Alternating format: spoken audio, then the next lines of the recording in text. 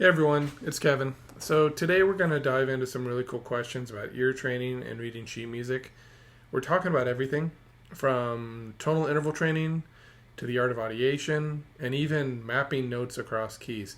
Now these are all based on questions that you've asked me, and so you may recognize your questions in here. I formatted it in a way where maybe it's a little bit easier to get to kind of the root of the question. But whether you're just starting out or looking to refine your skills, I'm here to help keep things fun, practical, and a little unconventional. We're going to do some things in all my videos here that probably aren't all that common. So let's jump right into this. Okay, the first question is about tonal ear training. So this was from Deep Purple. Hi Kevin, what are your thoughts on tonal interval training? For example, when listening to a melody in C, and then he writes the notes C, E, B, C. I guess that's a melody, so maybe something like this. Do you think of it as 1-3-7-1 instead of considering it as a major third, then perfect fourth, then minor second? Are there any flaws to this approach since it seems quite intuitive? Okay, well, truthfully, I don't think of it that way at all anymore. I'm kind of past that, and if I see notes on the score, I just read them. I don't think in terms of intervals. I don't think anything. I just know that C to D is a major second, but I don't even really think C to D is a major second anymore. I just know. I know that C to C sharp, C to D flat is a minor second. And I've developed my ear to the point where if I see a melody, it's hard to explain, but I just instantly know the intervals. So it's because of all the training I've done. And, you know, tonal training, what you're talking about, it gives you this fast initial result by anchoring everything to a tonic.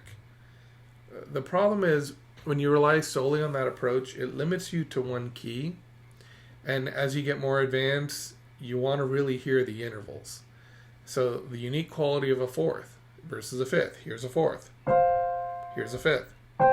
There's a difference in quality. The fifth is more open and the fourth is more closed. And the thing is, when you get to a certain level, those of you that are in my third unit of the Flawless course are probably experiencing this. When you get to that level, you just know a fourth when you hear it. You just know a fifth. You don't sit here and you think, the fifth is open. The fourth has more resistance to it. You can describe it, you can hear it that way, and you can get into that explanation, but that's not how you hear it once you've really developed your ear. So, you know, the ability to do this helps you with modulating, playing outside the key, and accurate sight reading. Because if I'm in C major here, and then I want to go to E major, I know I have to go to E. It's up a third. And I can immediately transfer between a tonal based hearing and the new key. It's very easy for me. But in my course, I do include some tonal training to build your basic sound sense. But then I push you to listen to relationships between notes directly. So newer methods, and I'm talking things that are out that have been researched since the 70s or 80s, they've moved beyond these outdated approaches. There's new approaches. And I've discovered quite a few techniques that work that I do not believe are being taught anywhere because I created them on my own, and they're kind of my own unique techniques here. Some stuff is based on tradition, other stuff is based on, if you do this, I discovered in some of my classes when I was teaching, if you do this, this happens. So, are there any flaws to the approach, since it seems quite intuitive, where I'm thinking of like a major third, then perfect fourth, then minor second? There's the only flaw to the Flawless course.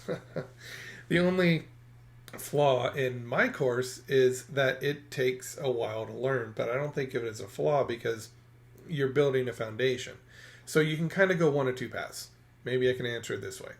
If you do tonal training, and that's basically where C's home, B's a leading tone, it wants to come back to C, here's the dominant, and it wants to come back to C. So if I go something like this, it sounds like I've come back home. Tonal training relies on establishing the tonic and knowing where it is at all times, and relating all the other scale degree steps to that tonic. And it produces quick results.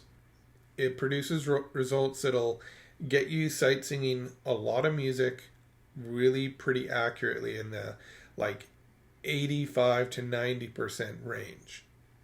And this is tonal music. Once we start to get into anything that's a little bit more chromatic, then that's where things break down, because when you learn a tonal system, you get really good at relating to C, and you're basically learning 7 different notes in relation to C. But the chromatic notes, the half steps, the modulations, they always throw you. And they always say, oh, but you can just use the key of C, think of the 6th scale degree, and now you're in A. And you can use modulations like that. And so they try and relate it back to the tonal sense. But I know there was a lot of research done in the 70s and 80s that said this was sort of the natural approach. But here's the thing about that.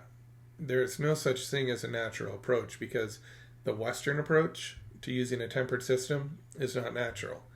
The Eastern approach, where they kind of use pentatonic scales and other techniques, is not natural either.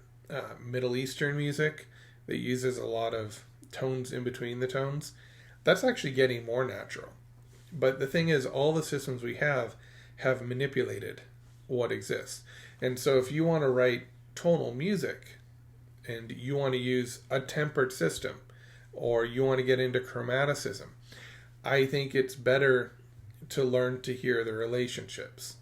And the funny thing is, I have a really good ear for tonal music. But if I were to go and play in a Baroque ensemble that used tunings of the day, where the third is actually a little more flat than we hear it today, I would hear it strangely, because I don't really hear, I can identify microtones pretty easily, but that's not what my ear expects. And so this is like when you listen to birdsong and things like that. Birdsong has a lot of intervals that are perfect, like the perfect fifth, the perfect fourth, the perfect octave. All the other intervals, they're not so perfect. The major third has been tempered to make it equally spaced. The minor third has been adjusted to make it equally spaced. All the other intervals have been adjusted. The only ones that are perfect are the ones that we call perfect. And even those are just slightly off, although we're not going to hear that difference. So I hear some birds in the background right now, and when I hear them chirp a perfect interval, I hear it very well. But then the other ones, it takes me like a split second to say, oh, that's a slightly flat major third. So I think that there are benefits to a tonal system.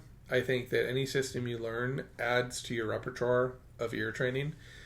But if I had my way, and I were to teach the world ear training, which is what I'm trying to do here, I would start with my system where it's interval based, but it's also based on unlocking sound. Like, for example, if I do this, can you hear all the notes in that chord?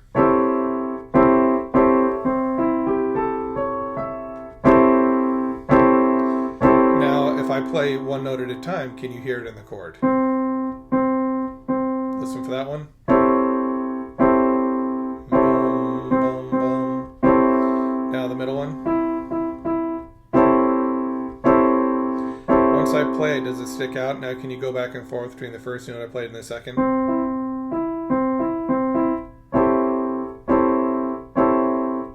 And can you go up the entire cluster here and hear every note in there?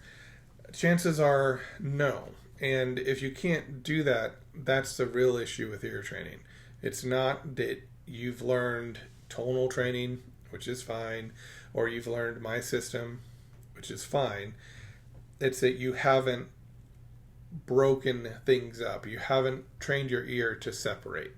And once you can do that, and then we add this audiation component, that's when things get really powerful. And it takes a while because, to borrow a word from David Lucas Burge, culturing the ear takes time. He's absolutely right about that. He talks about that in his perfect pitch and, well, at least his relative pitch course. I think he talks about in perfect pitch too. because it's kind of a basic premise of his, but it takes time to develop a good ear. 100% right about that. The only difference between his courses and my courses is that I have a lot more techniques, and that's because, I'm coming in at a different time in history. When he created those courses, they were brand new. I mean, that was kind of the first time something like that had been done, and what he did was incredible. But what I'm doing is trying to address some of the gaps in ear training in general by not skipping any steps. So I hope that answers your question. I kind of spent a lot of time on that, but I think it's an important question. So this is a question from ZZP1758. So improving ear training and musical skills is how I'm categorizing this one. This person said, I played a bit of classical piano using sheet music. At least I think you're a person. You could be AI. But my ear feels weak. I want to play melodies I hear, match them with chords, compose, and even produce music. Right now, I'm struggling with even the basics. How can I improve? Well, you can start. You can start. And start with something that is going to work. I know I'm kind of pushing my course here a little bit because I had a stubborn ear when I was an undergraduate, and I fixed it. I had some people that motivated me to fix it because they would, Daniel Asia at the University of Arizona would come in and first 15 minutes of every composition lesson I had, he'd play intervals, and I wanted to get past that. I wanted to study, focus more on the composition. But I realized he was doing that. It's because it was an important aspect of composition. I was just too unaware or ignorant to realize that at the time. Now I realize, what he did was great, because what it did was it made me really focus. It made me really decide, okay, this is important. I'm tired of spending time on this in my lessons. I need, as a master's student at this point in time, to get better. And so I created thousands of audio files to train myself because, it's hard to find somebody else to train with. That's kind of what they always recommended back in the day when we didn't really have accessible apps like they have now. But it was the best way to do it. We would just sit down and we would, work with other people. They play intervals and we play intervals for them. And you kind of go back and forth, but that takes a lot of time and you have to coordinate that time. So I wanted something that I could do on my own. So I made all these audio files for myself. I put them into playlists. I press play on a playlist. It'd play maybe a major chord or a minor chord. I would keep my eyes shut with a screen in front of me and I'd say major, and then I'd check to see if I was right. And that's how I trained my ear. And that's how it started. And then I eventually went into, when I started teaching middle school, I developed additional methods. And then when I taught the university, that's when things really exploded for the ear training courses that I was developing.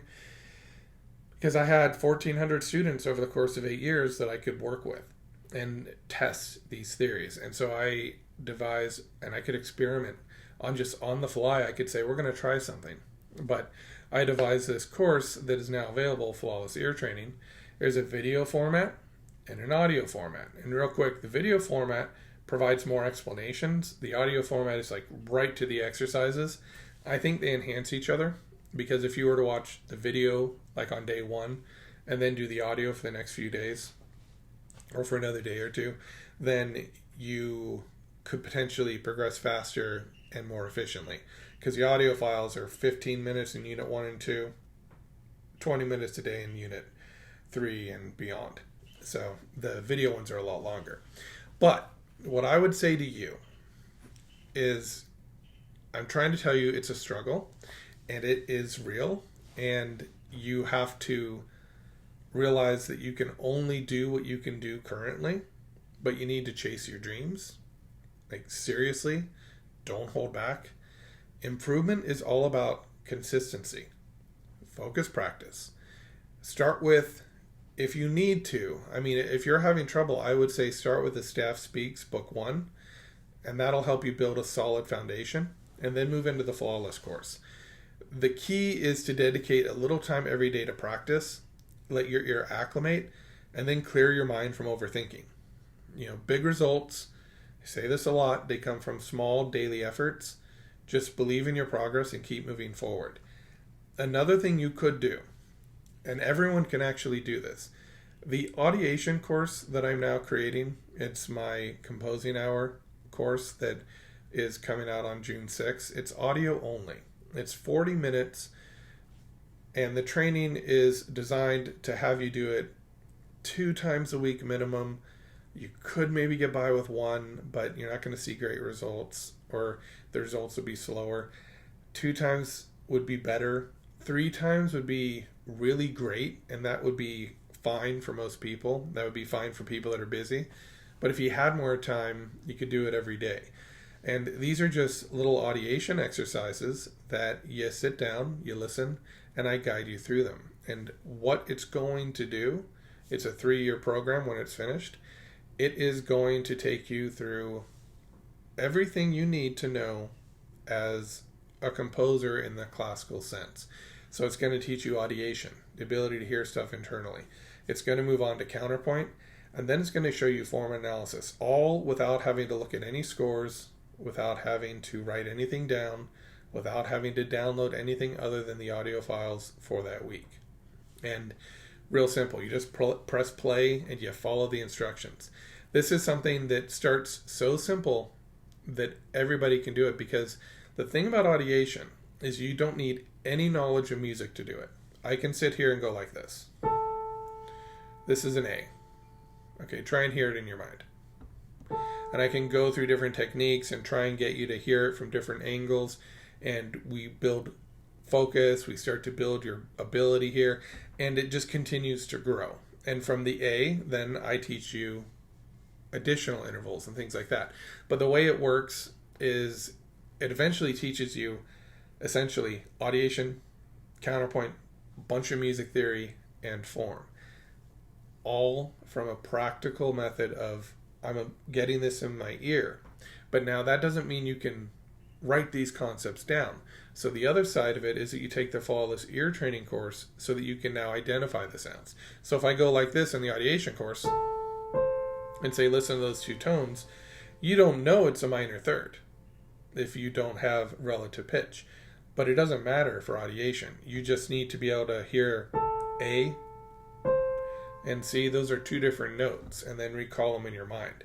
So it's 40 minutes because what you're going to do is you're going to add the flawless course to it, the audio version, which is only 20 minutes a day. And I did it this way so that you can do the flawless course for 20 minutes a day and go at your own pace with the ear training. And then the audiation course also goes at its own pace. Because when I was first creating the video version of the audiation course, the problem I ran into was, one, I was treating it a little bit like a university course. And so if you want a university academic course with really tough assignments, those video courses are the ones for you, right?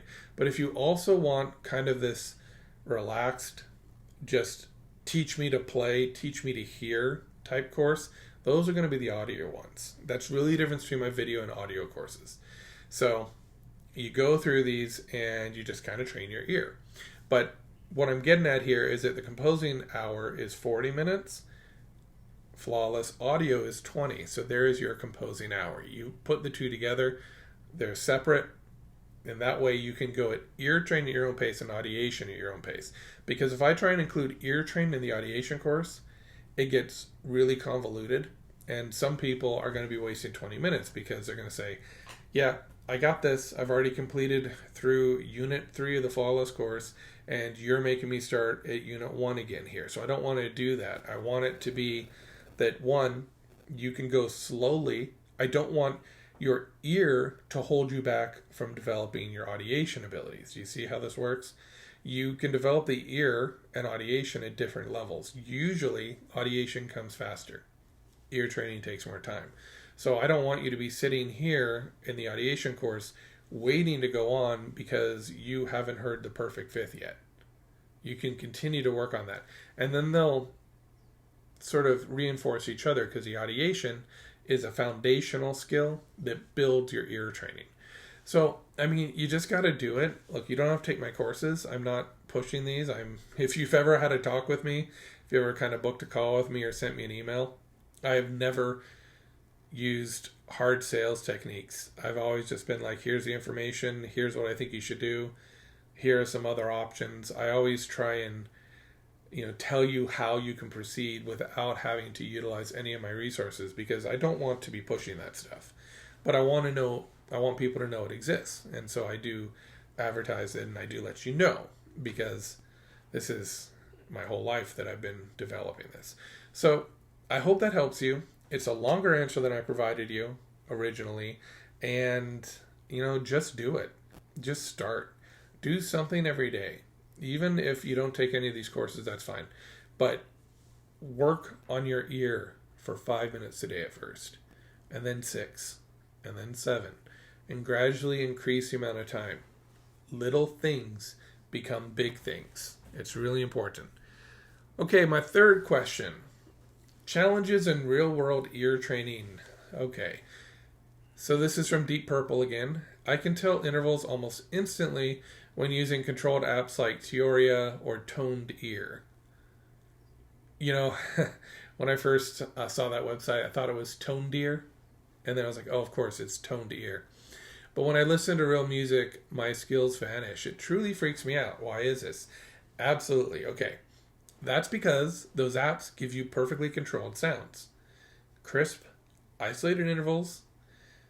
They are perfect. They're also so perfect, they tend to strip the overtones from it because they're MIDI or they're sampled sounds, and they're lower quality sounds because you got to think of it this way.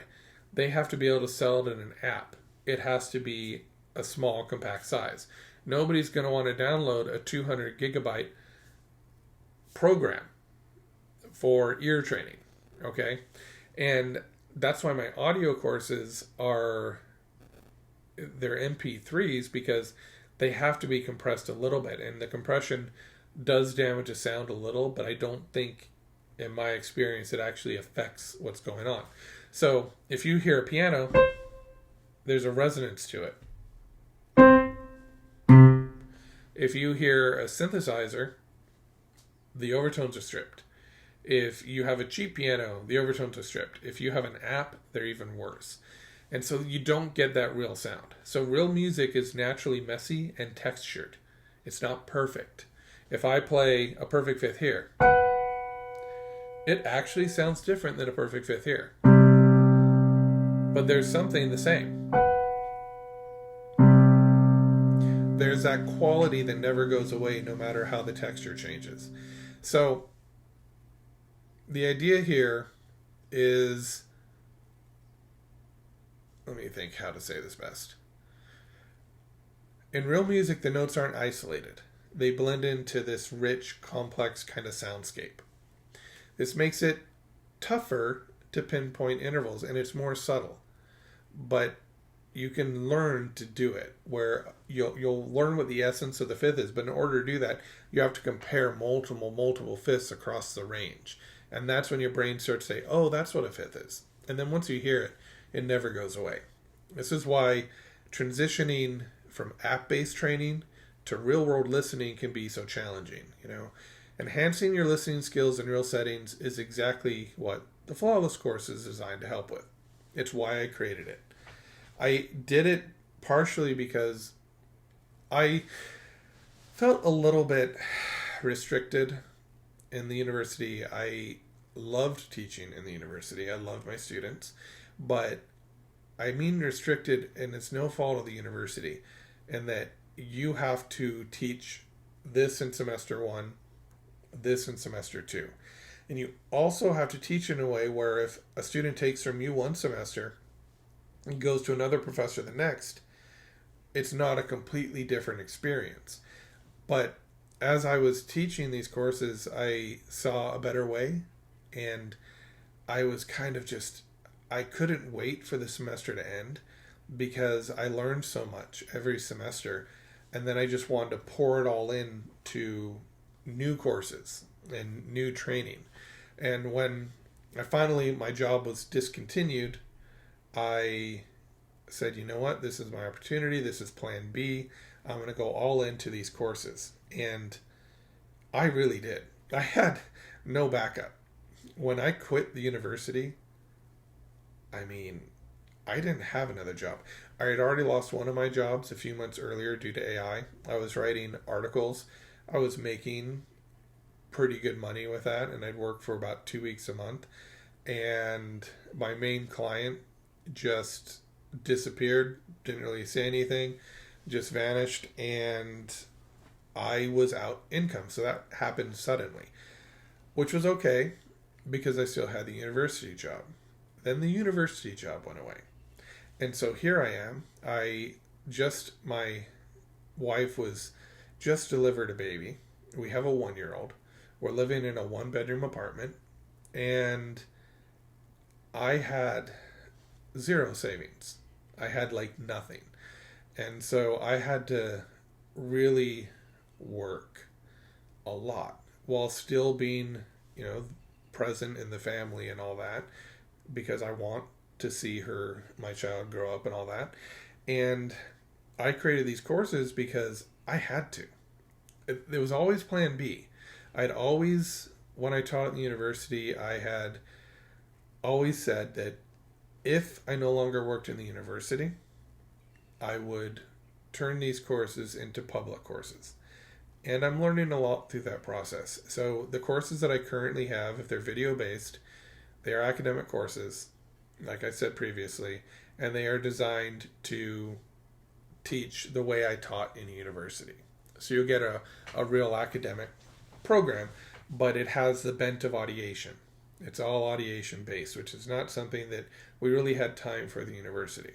And now what I'm doing is I'm getting closer, I think, to what my true vision is for music education, which is everything should be audio-based. And at some point, you'll need to learn a little bit of theory, but you should kind of know how to read music on the staff. So that's what the Staff Speaks is for. That course introduces you just to notes, and you should be able to play music a little bit. But yeah, I had to go through and figure out a way to support my family. And, that's why you see all these videos here. And that's why you see all these courses, because necessity makes you do crazy things. But, getting back to your question, just enhancing your listening skills in real settings is exactly what that Flawless course is geared towards. And you're right. Those apps, they're great, but they don't allow you to focus on sounds in the wild. They're always played the same way.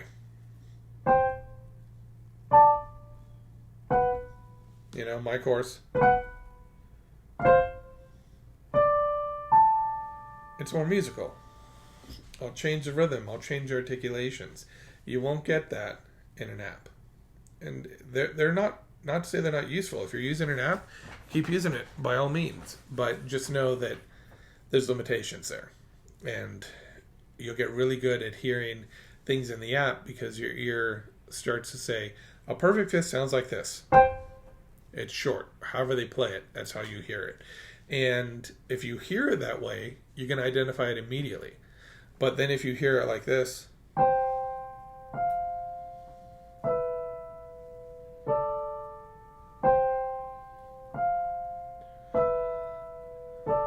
those are just perfect fifths and perfect fourths.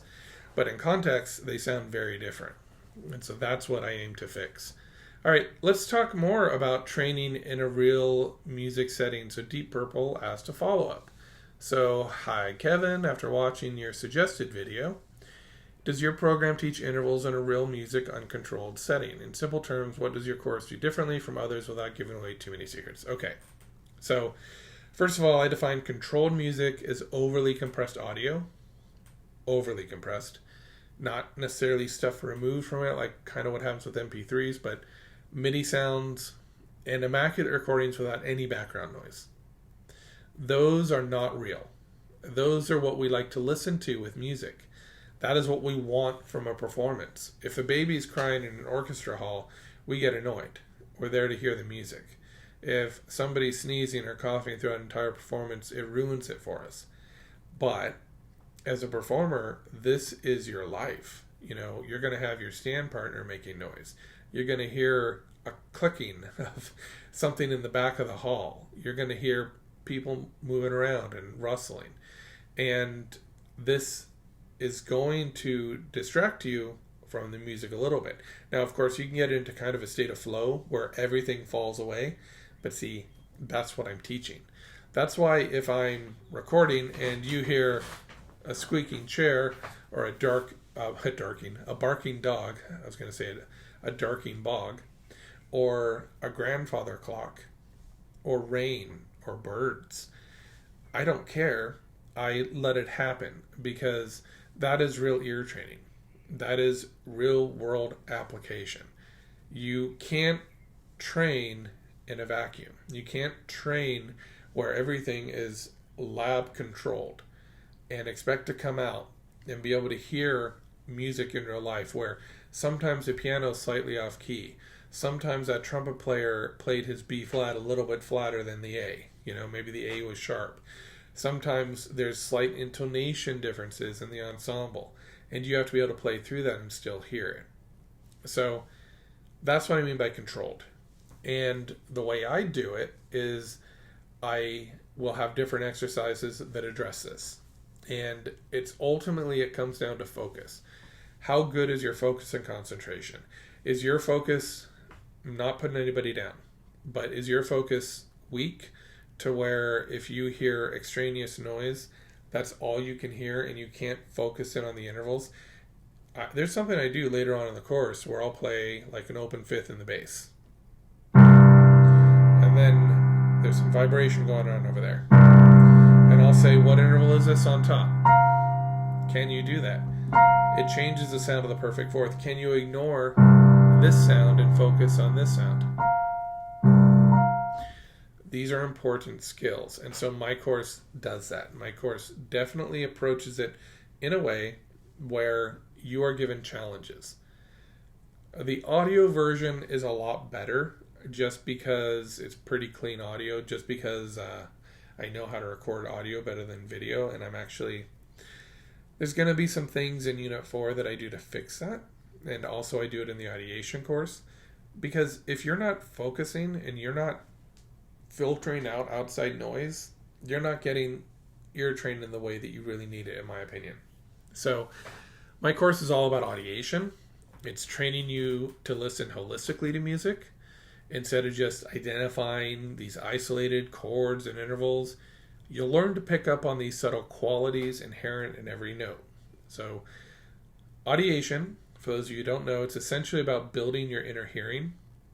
We can get into details about what Dr. Gordon says it is. I have a different definition. Mine's more geared towards performance. His is more geared towards education.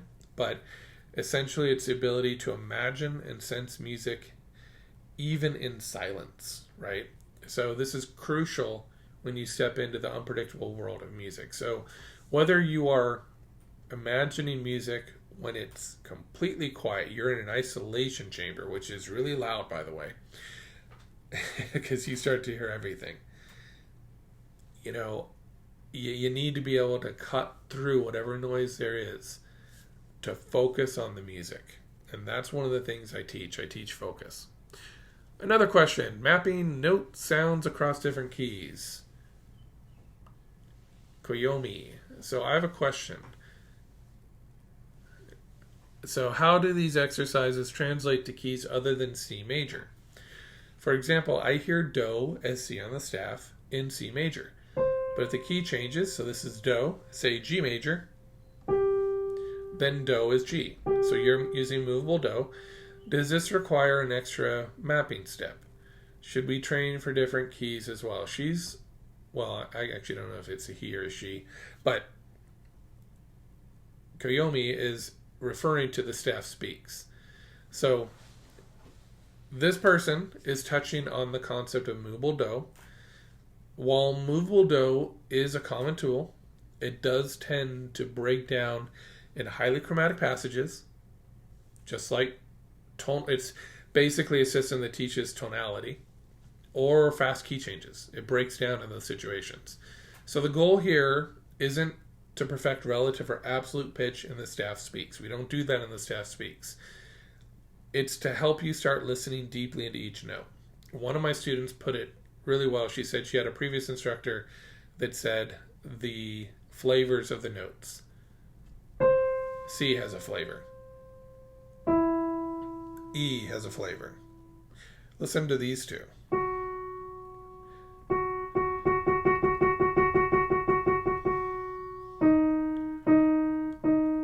Do you hear the difference? I hear this as being sharper, aggravated. This one, softer, more sunken in. And a lot of people hear it that way. It's not just the keyboard. It's any instrument you play that on, right?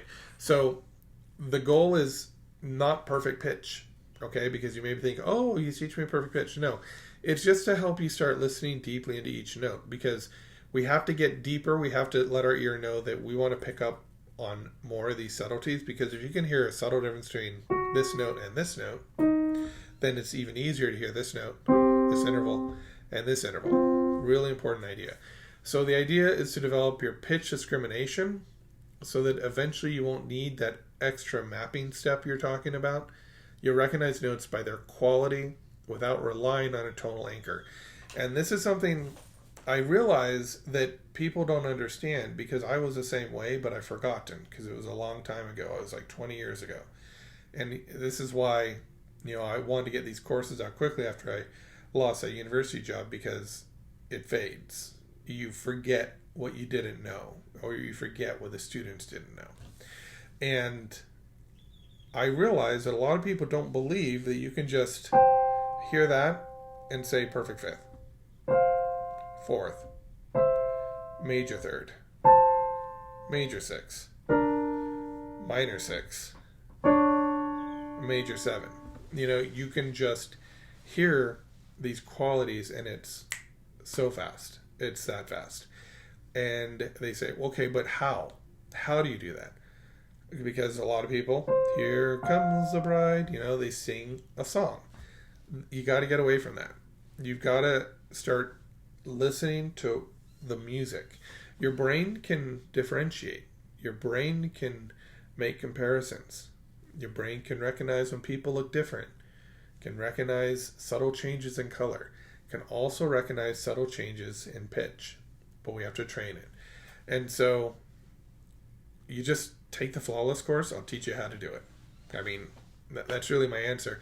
But more comprehensive answer would be, you have to get used to these sounds. And there's various ways to learn to hear these sounds. Pitch discrimination, where you can hear the difference between this note and this note. You'll never have perfect pitch. You'll never be able to say that was an F sharp and an E flat. I mean, never say never. Some people do. I found that about 25% of my students in college every semester would develop this ability.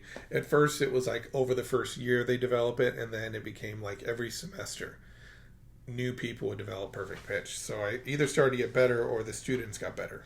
I'm not sure which. I'm better at teaching is what I'm referring to. But what I'm telling you here is you can absolutely develop the ability to just hear stuff, okay? And you'll hear major third. It'll just be so clear. You can get to that point, and I've designed a system to do that. And when you take the composing hour, the audiation course, where it's just audio only, it'll get even better, because that really opens up your ear, and it kind of takes your ear training and compounds it. I'm not going to say 3 or 4 times, but it's got to be at least 3 or 4 times the impact. It really is the missing link. I mean, the Flawless course is complete. It will teach you to develop your ear. You don't need the audiation course, the composing hour course, but it helps. It helps a lot. All right. So then follow up on that. I thought these exercises were meant to link sounds to their positions on the staff, with ear training as a bonus. Yes, they are. I'm confused because without strong relative or perfect pitch, after just a few notes, it gets overwhelming for me to map them correctly. Is this exercise meant to be very difficult? Okay, that's a really good question. What you really need, if this is kind of what you're looking for is a flawless ear training course.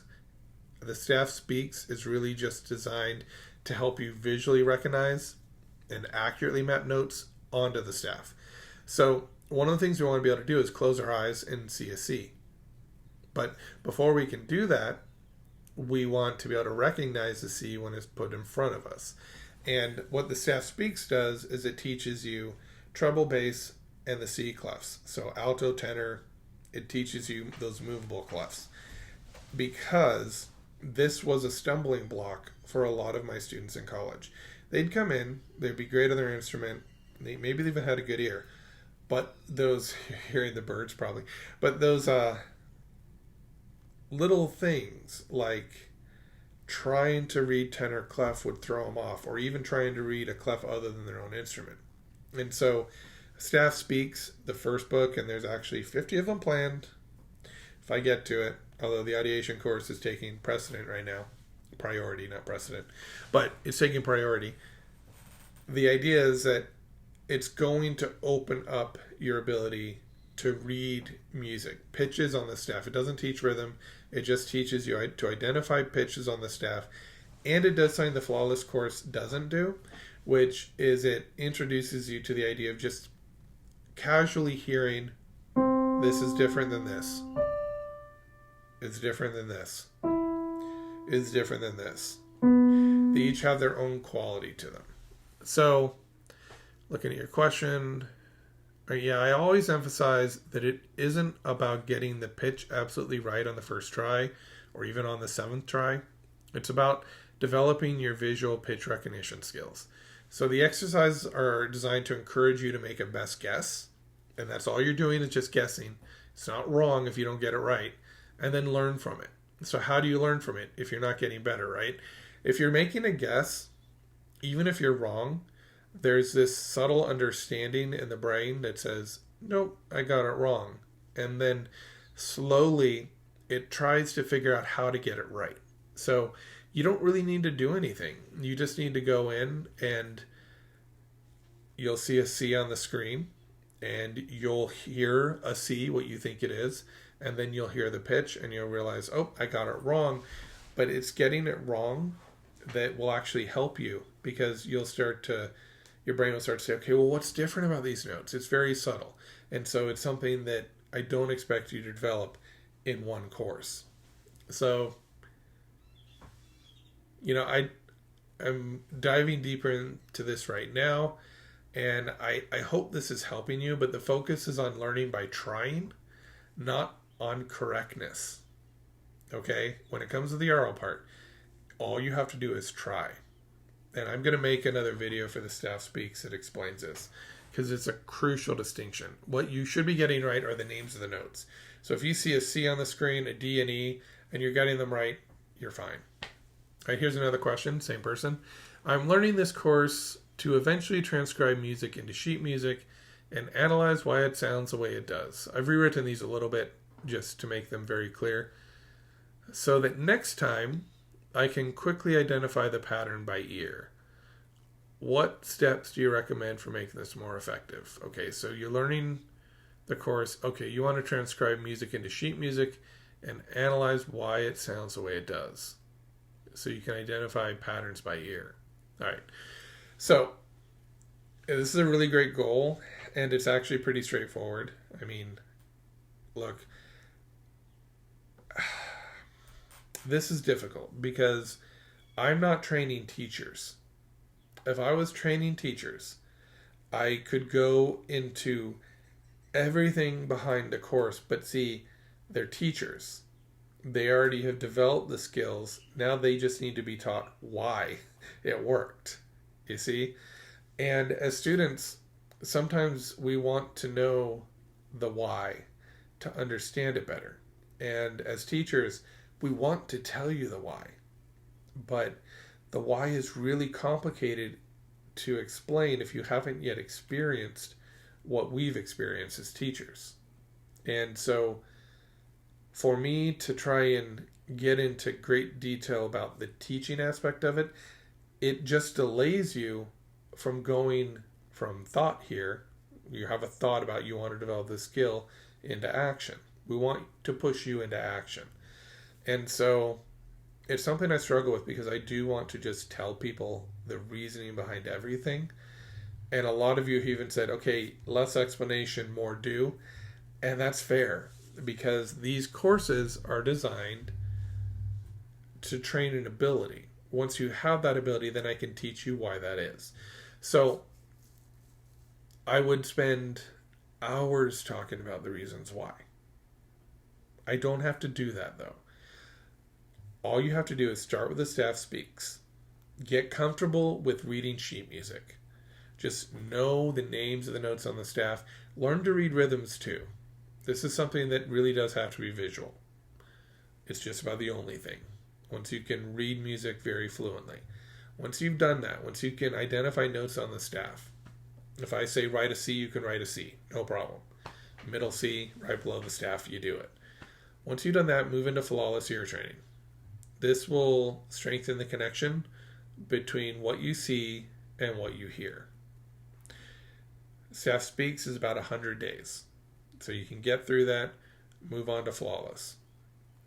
While you're taking the flawless course, especially if you do the audio version, if you want more explanation, which you seem to want, then take the video courses. But once you've watched the video and heard the explanation, maybe switch over to the audio until you pass each lesson. So in the video course, they're different. I recorded them separately. The video course is designed to give more explanation. It's giving you more instruction. It's teaching you more. The audio course is designed to just be like, let's do this. Let's develop the ear. And for that reason, I can make it really concise, 15 minutes, you're in, you're out, And by doing that, you can combine it with a composing hour course. So you can progress to audiation, counterpoint, and form. You can either take the academic approach, again with more explanation, or you can take my audiation-based course. That's a composing hour. You just sign up for that, and you get a gradual, unified system that goes smoothly from audiation to counterpoint to form and teaches some theory along the way. What you could also do, you can practice by reading scores and simultaneously listening to the music. This is an old technique. You can begin with simple melodies, then gradually work on more complex pieces, trying to write them out. Like listen to a folk song and try and write out that melody, then try and figure out the harmony. You can transcribe music. Simple songs first and then go more complex. This isn't an overnight process. I want to emphasize that, but consistent and focused practice will set you on the right path, And this is something I said in the comment too, because what took me 20 years can be achieved in 3 to 5 with dedicated effort. I went on a journey. I went on a little adventure in music. And then I had the luxury of being able to teach in university for many years. And so I have a lot of experience. I was able to test my theories. I was able to refine my ideas. And what I'm giving you now is kind of my life's work up to this point. And so that comes with an investment because I discovered something. When you offer stuff for free, people don't really take it seriously. It's like you have to put in an investment before you take it seriously. We just don't value things that are free the same way we value things that are paid for. The other part of it is that if I'm going to continue doing this, I have to charge for it because I have a family, we all have families, and I try and offer as much as I can for free. I try and create these videos on YouTube that explain my process, answer your questions, and for a lot of you, I hope that's enough, but I also have these courses that I have spent a lot of time on, and I know that they work. I know they work because I've seen them work, and so it's an option, is all I'm saying. You can take a similar path to me, but even if you do that, even if you try and figure this out on your own, you're not alone because I can tell you about my experiences. I can tell you the methods in a way, and you can try them out and experiment and put in the work that I did and develop your ear. But the thing is, it's a full-time job. I mean, when I started out, I wanted to be a composer. I ended up getting sidetracked. I ended up becoming a theorist and somebody who really felt like I needed to develop my ear first. And so I think it's hard to do both. Basically, you'd be reinventing the wheel at this point, where you're spending 5-6 hours a day creating content and trying to teach yourself. So, I don't want to harp on this, but I'm saying you can figure this out on your own. I think it'll go slower, or I have options available for you to help you, and some of them are much more affordable than others. I mean, honestly, if you just took the Flawless course, that would be a huge step forward. And then if you tried to start transcribing songs, simple songs at first, then more complex ones, that would be huge. And that might give you the skills you need. That's all. It's just the other courses offer a more holistic approach. It's a complete package in a sense. All right. So I think that's all the questions. I really appreciate all your thoughtful questions. I mean, I love when people post questions on my channel. I like to do these every now and then. Sometimes I'll do it live. Today I had to do it asynchronous. So, I am obviously responding to your questions as we go. If you have any questions, start typing them now, because I think there's a delay sometimes. I will hang out for a few minutes after the stream ends, and so you will get an answer. If you post it, I'll hang out like maybe 5 minutes or so. But just remember that every step, whether you're learning tonal intervals, mastering audiation, or transcribing to music, everything you do builds your musical understanding. Just keep practicing, experiment with different methods, and most importantly, have fun with it. So if you have any more questions or thoughts, feel free to drop them here. Leave some comments. Share this video. People ask what they can do to help. And the best thing you can do to help, and the best thing you can do to help me make these courses even more affordable, because I try so hard to make them affordable. I'll tell you a little story here. When I first started teaching at UNLV, I had a publisher for a course that I created. And the way it started was, when I first started working there, they had this book that cost $180. And I looked at the book, it was very thin, and it was very thin on content too. And I told the students, I wasn't really supposed to do this. There's a thing called curriculum review I didn't know about. But I told them, don't worry about the book. I will just create everything you need. And I gave it to them for free. And then the director found out about it and asked me to actually create a course. So I got lucky and I got more responsibility. And so I created a book. I managed to get it published. And when the publisher came to me and they said, we want to charge this much for it, I said, no, we need to keep it to like $80 maximum. And I think it was 60 at first. Later they said, okay, we have to increase it. So I was like, okay, fine. But it was $60. And the reason I got that is because I basically took no royalties from it, because it just felt wrong. I didn't want to create a course and then rob my students of their money. I felt like the whole point I created it was to make it more affordable. Now I don't want to be doing the same thing that everybody else does and sell a textbook for $230. And so I kept it low the entire time I was there. And I really did not make very much off that. But my point is, now I don't have the luxury of that university job. And so this is what I do for a living. And so if you can share and let other people know about this, then people that are actually interested, then that allows me to get more potential people following and listening, which could result in the ability for me to lower prices.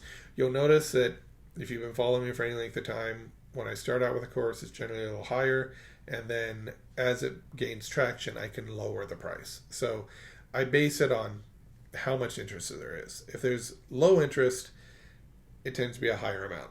If there's lots of interest, I can lower the fee. And so that's just, I do the opposite. I think other people maybe increase the fee, but I go low and they go high, I guess. Anyway, so I do want to try and make these as affordable as possible. These are the rates that I have to charge to make it possible for me to continue to do this. So if you have any more questions or thoughts, just feel free to draw them here. I'll be addressing queries during our instant premieres when I have these, or sometimes during the live streams. I'm not really predicting the live stream still. I tried to, but they're just going to kind of be when I have time, I'll come on live. It's easy to make a recording like this, though, because I can record it ahead of time, and then I just have to be there answering questions. And I'm typically doing other things. So, if you're ready to dive even deeper into ear training, or you're curious about how to fine-tune your score reading, or whatever else you want to talk about, let's keep this conversation going. Leave some comments. Let me hear what you're going through. What is it you're struggling with? What have you tried? What doesn't work? What does work? I want to hear it all, and we can learn as a community here. So thank you for joining me today, and I will see you next time.